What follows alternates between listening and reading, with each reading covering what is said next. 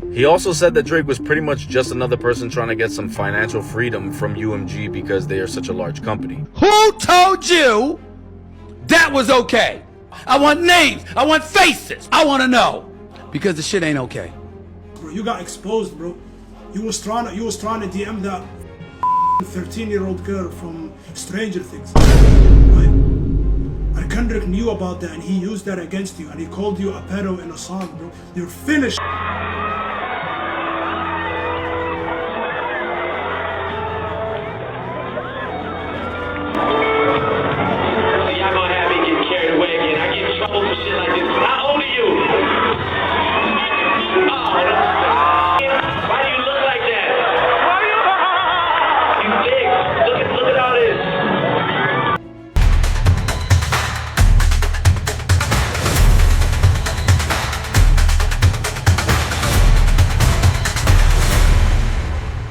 What's good, Pop Pulse fam?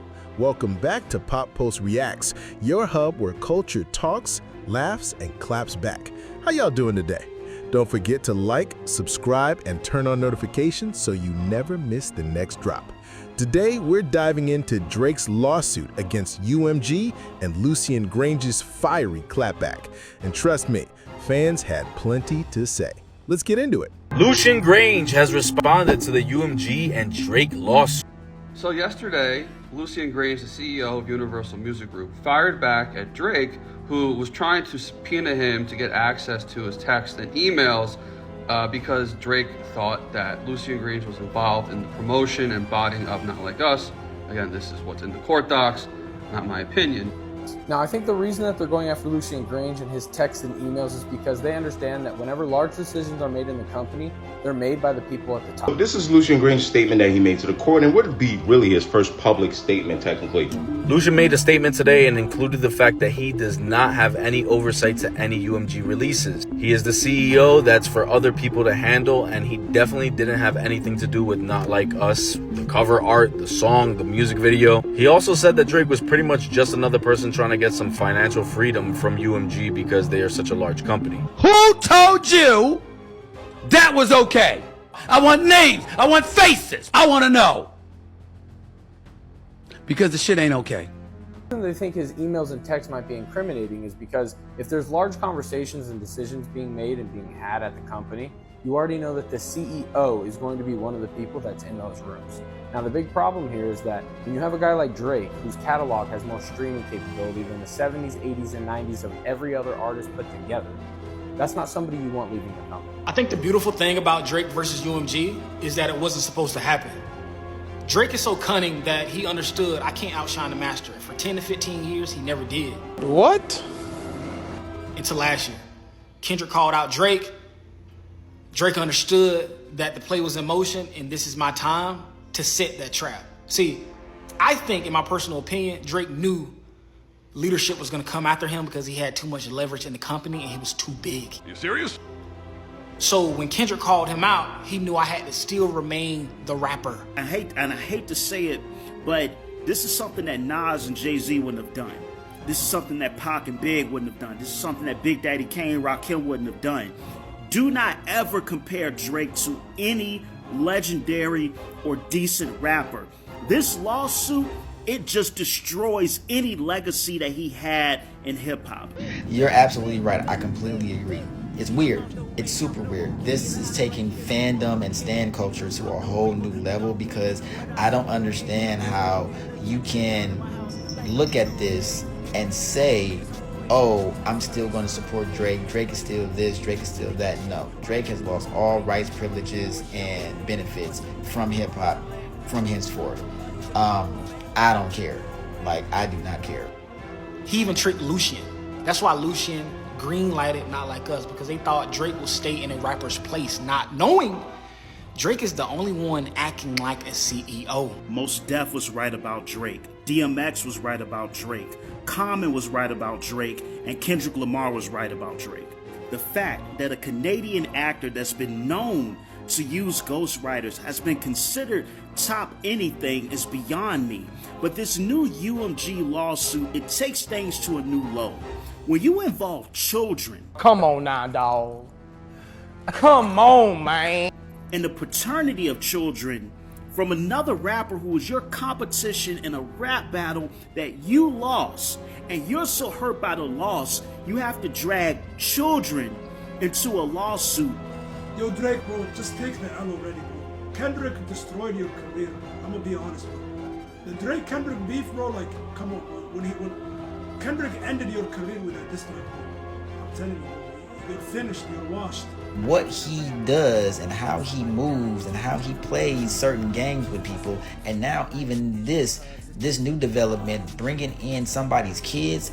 So as most of you know, Drake has, and his lawyers have petitioned for UMG to supply any information for the allegations of Kendrick's children being Dave Freeze.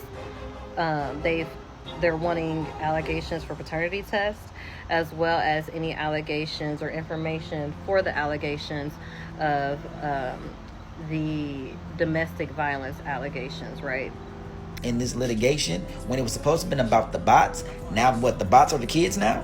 What are we talking about? And for you to jack this, there's people on the internet jacking this and trying to rewrite history to make it seem like it's justified.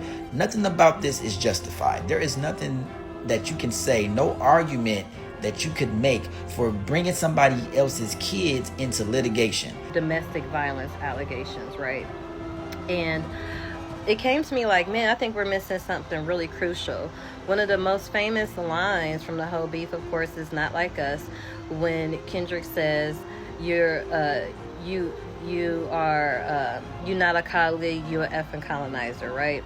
And I'm like, man, that term colonizer, it hits real, because literally what Drake and his team are doing, you're asking for the paternity results, you're asking for paternity on someone else's child that you have. First of all, you don't have any legal right. Secondly, what are we talking about? So that gives me the notion to think you are trying to see which person these babies, really actually his son, belongs to. Does the son belong to Dave Free or Kendrick? Because if it belongs to Kendrick, if he, that's his son, right? So he wants to legitimize it, because then it becomes a legacy beef. Please don't ever tell me about Drake being great, top 5, top 10. I don't care. I don't want to hear it. Bro, you got exposed, bro. You was trying to DM that fucking 13-year-old girl from Stranger Things, right? And Kendrick knew about that, and he used that against you, and he called you a pedo in a song, bro. You're finished.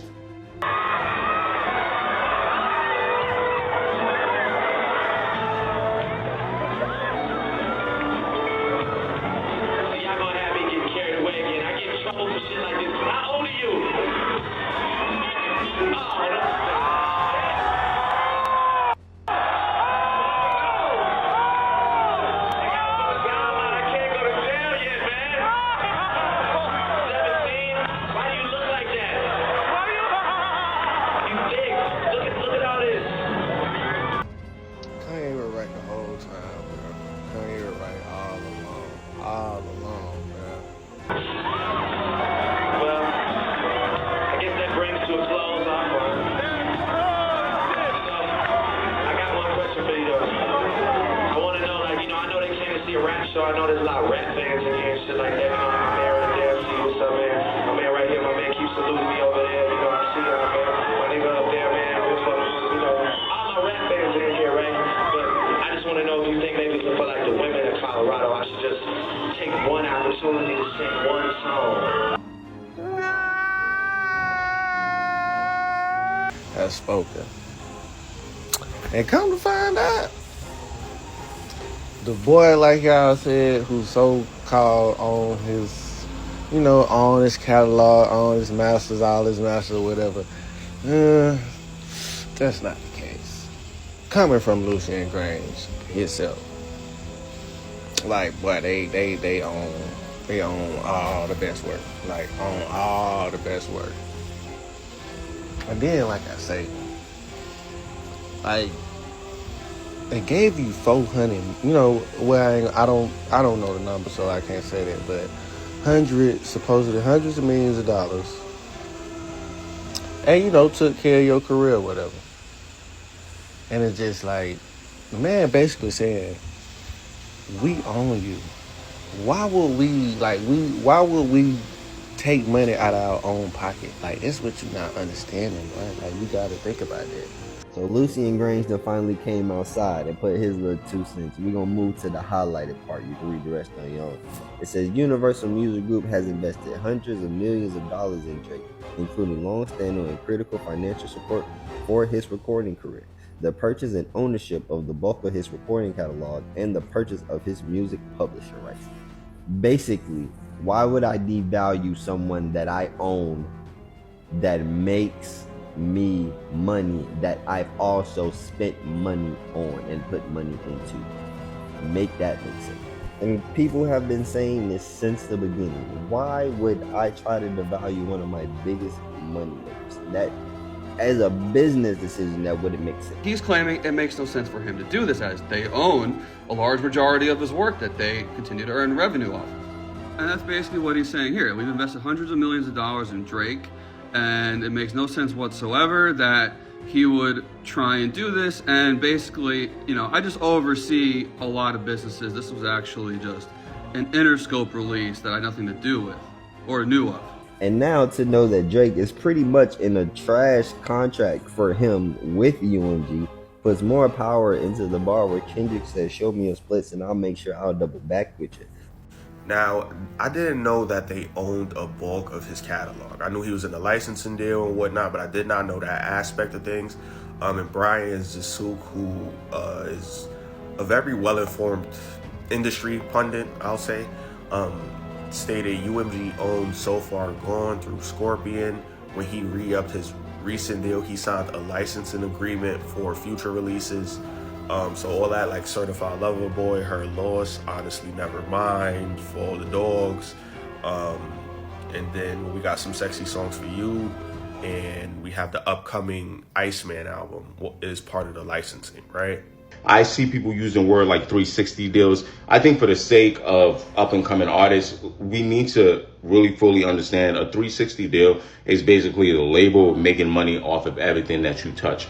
I'm not sure that's what's being described here, but however, I will tell you what I think is being described here. A 360 deal would mean that, like, the label would be making money off of like Drake's deal with Stake, right? It's including everything. But however, what we see here, right, is where Lucian Grainge says that, the allegations that he's in sort of, behind his scheme to devalue his brand makes no sense due to the fact that UMG has invested hundreds of millions of dollars into Drake. Okay, so that's number one. They've invested millions of dollars into Drake. Good. You should invest in your artists, including long-standing and critical financial support for his recording career. Now, here's the key part that I see you guys talking about. The purchase and ownership of the bulk of his recording catalog and the purchase of his music publishing rights. Here is my interpretation of that. Okay, so Drake's been in the game for a long time. Okay, this is a general statement that Lucian is going to make, right, to kind of let the court know, hey, this is what we got to invest in him. This is the equity we have in him. Why would we try to devalue him? He's still trying to make his claim as well. So number one, Drake's had a long career. So I think when we talk about the bulk of his ownership of recording catalog, you have to think about the Young Money days. I'm alluding to Young Money, Cash Money. I believe Wayne had sold some of, I think there's some ownership there. And I believe Drake was able to go on his own way post 2018, somewhere around 2021. And I think he also may have sold the publishing rights, maybe a piece of it, large one, to Universal, right? And that's probably the nature of his deal. That's not a 360. If you think it's worse than a 360, cool. But this also doesn't give you the exact details of his deal. For me, I want to talk about these things because we got to get shit right, okay? So again, you don't know the full details of his deal, but that is what I can make out of that, right? At one point, most likely his his Young Money, Cash Money days, he had less leverage there, less ownership there, and the ownership that he did have at one point probably signed the publishing, away to Universal at that time. I don't know if it's for forever, it can't be forever, or I don't know how long it's going to be for, etc. Okay. Kendrick warned Drake not to bring family into it on Euphoria because he mentioned Whitney on push-ups. I don't understand why these people lack common sense and critical thinking skills and the rationale necessary to actively and thoroughly engage in this discourse. It's crazy and asinine, and it's really getting out of hand, to be honest with you. I actually went through, and not that I was listening to Drake anyway, but I went through my Apple Music and my Spotify and removed anything Drake affiliated. Like, nah, like, ain't no way. Like, my whole thing is like, as a lover of hip hop, I can't jack this. I can't support it. I can't get behind somebody who would do this and would cut his nose to spite his face just so he can get the W. A lot of y'all lose me when y'all say conspire to do this, or they sent this person to do this. Like, we forget that all of this happened in rapid succession. Like 616 in LA dropped, Family Matters dropped, Meet the Grams dropped, and Not Like Us dropped within a 36 to 48 hour span, gang. And this was happening rapidly. Do you think nigga was sending Lucian the songs like, ooh, then I'm gonna do this one where he does, like, bro, that makes everything that Drake did predictable, and it doesn't add up, man. And to think that somebody who runs and operates the business from an overseer standpoint is like that in the weeds with all of this doesn't necessarily make sense. Logically, it doesn't add up.